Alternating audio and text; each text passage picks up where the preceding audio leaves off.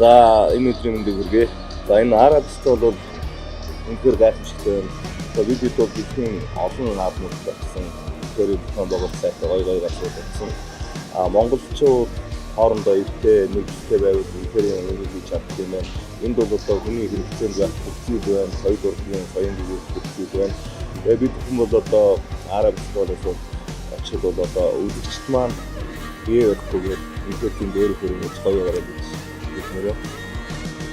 Мэдээж сэтгэл маш өндөр байна. Одоо их орондоо тэр дундаа бас байгалийн сайханд энэ Ара аймаг фестивал дээр оролцсон. Туйл их баяртай байгаа. Тэгээд бид бүхэн бас Ара фестивалд бүрэн хэмжээний одоо задлалбан шоугаа хийхээр бэлтгэл ажилдаа орцсон.